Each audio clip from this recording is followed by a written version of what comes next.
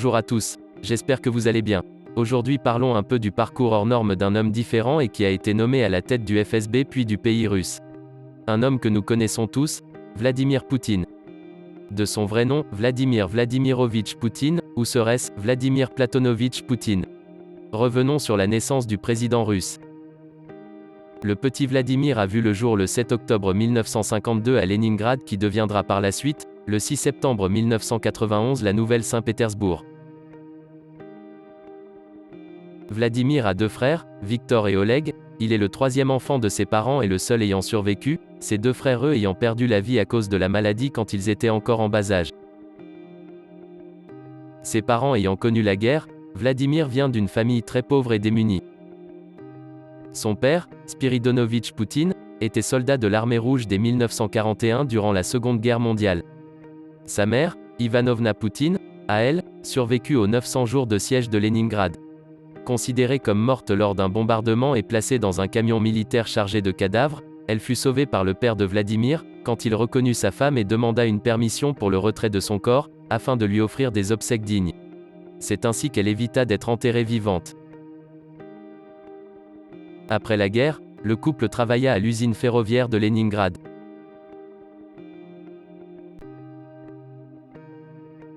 C'est donc dans des conditions précaires que Vladimir a grandi, mais cela ne l'a pas empêché de persévérer pour continuer ses études et réussir à intégrer l'université de Leningrad, où il passera et obtiendra un diplôme de droit en 1975.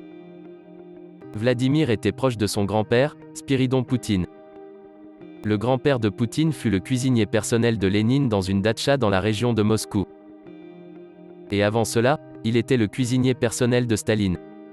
Vladimir parle peu de sa famille mais il est très fier du parcours de son grand-père et de l'homme qu'il était. Voilà pour la famille de Poutine. Néanmoins il existe une autre version des origines de Vladimir. Voilà le récit et les images de Vera Poutine. Elle raconte l'histoire de son fils perdu, Vova, ou plutôt Vladimir, confié à ses grands-parents en 1960, quand il n'avait que 10 ans. Mais nous allons quand même vous le demander. Comment avez-vous connu le père de Vladimir?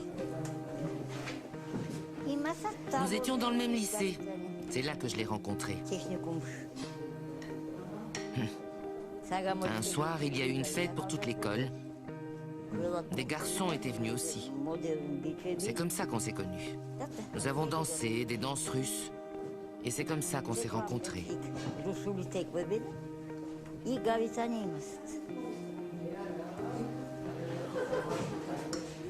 Quel était le prénom du père de Vladimir? Platon.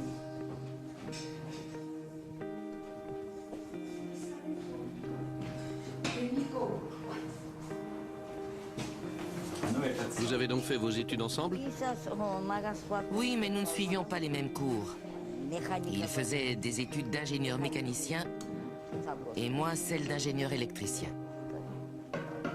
Mais ça n'a pas duré longtemps. Pourquoi vous ne vous êtes pas marié? Comment? Pourquoi vous ne l'avez pas épousé?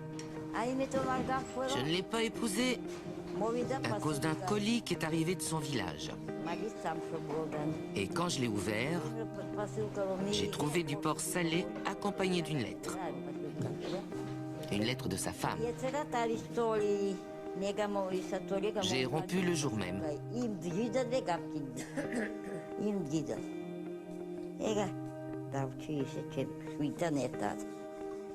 Je n'ai pas voulu qu'il soit là à l'accouchement non plus. C'est pour ça que Vova ne s'appelle pas Vladimir Platonovitch comme il aurait dû d'après le nom de son père, mais Vladimir Vladimirovitch, comme si son père s'appelait Vladimir. Les gens le connaissaient sous ce nom-là. Même lui, il croit que son père s'appelait Vladimir parce que je ne lui ai jamais dit quel était le véritable nom de son père. Il l'ignore. Dans le village d'où sont originaires mes parents, tout le monde s'appelle Poutine. La plupart des habitants sont âgés. Les jeunes ont déserté le village pour la ville. Il y avait un prêtre à l'époque qui a baptisé tout le village. Les gens étaient pauvres et il leur a donné son propre nom de famille. Et depuis, tout le monde s'appelle Poutine. Sopho, où est la photo? Montre-leur. Laquelle? Celle de quand il était petit. Montre-leur à quoi il ressemblait quand ma mère l'a amené ici.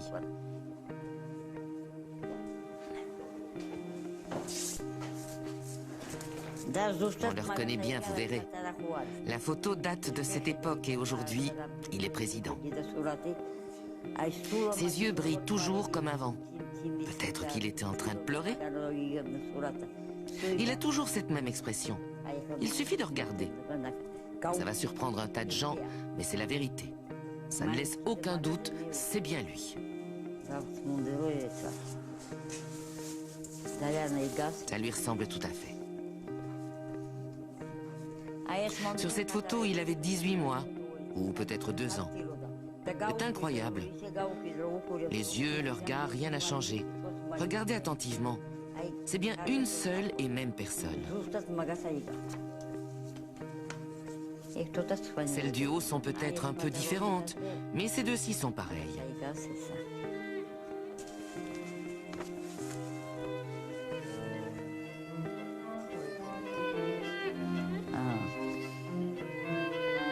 Ce n'était pas son propre fils, vous comprenez? Un beau fils, ce n'est pas pareil. Ils ne se disputaient pas, mais ils ne se parlaient pas non plus. Quand j'ai dit que je voulais me rendre en Russie avec mon fils, Georgi n'a pas dit un mot. Il craignait que je ne revienne pas. À peine arrivé chez mes parents, j'ai découvert qu'il leur avait envoyé un télégramme disant « Renvoyez-la directement ». Alors j'ai dit « Ne puis-je au moins rester un jour avec vous ?» Mais comme j'avais laissé 2 filles à la maison, j'ai dû repartir tout de suite.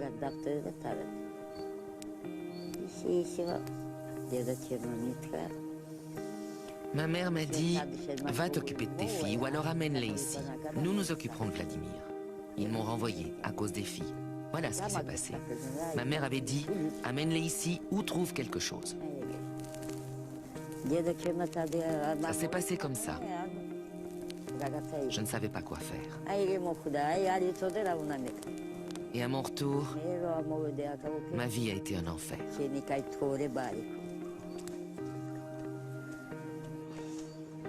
Il ne se souvient sûrement pas de mon nom, il était si petit. Mais tu as des souvenirs, pas vrai? De son enfance, seulement de son enfance. Son beau-père le maltraitait. Tais-toi, sinon... Il le rossait et lui bottait les fesses, non? Vera le laissait faire. Et malgré tout, il est devenu quelqu'un. Qu'il ait une longue vie, pleine de santé et de bonheur.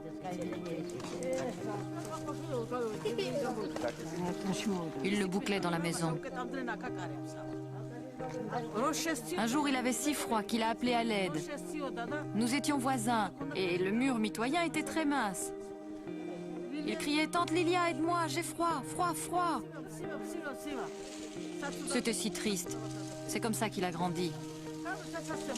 On le battait à coups de ceinture aussi. Il aurait dû avoir une meilleure mère, elle l'a laissé faire. Il avait moins de 2 semaines quand il a été baptisé. À l'église. Je crois me rappeler que la croix qu'il porte, il l'a reçue de ma mère. Il dit que lorsque la maison a brûlé, cette croix a échappé aux flammes. Tout a été brûlé, sauf cette croix.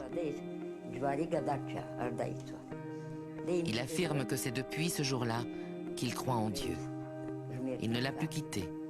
Il porte cette croix en permanence. Il l'a reçue de ma mère quand il est parti pour l'internat. Je ne l'ai pas laissé à un étranger. Je l'ai confié à ma mère. Elle avait dit « Laisse-le ici avec moi ». Après, je ne sais pas où il est allé. Il aurait pu me prévenir. Il savait où j'habitais. Maman, je suis ici maintenant.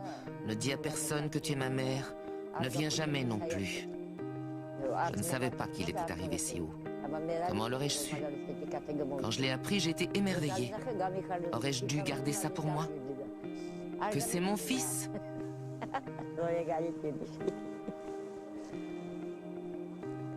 J'ai commis une erreur, je l'admets. C'est pour cela qu'il est fâché sur moi maintenant. Nous n'avons jamais été le voir, jamais demandé de ses nouvelles. Mais comment aurions-nous pu? C'est comme ça. Et ce que l'avenir nous réserve, je l'ignore.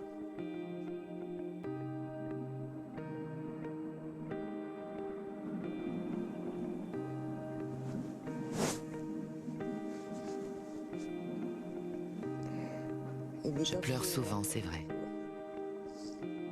C'est une triste histoire.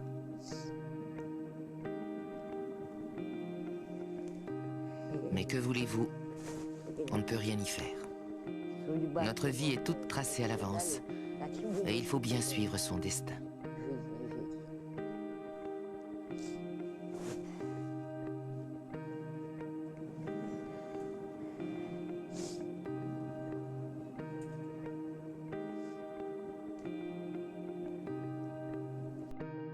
Alors d'après vous, quelle est la vraie version concernant les origines de Vladimir?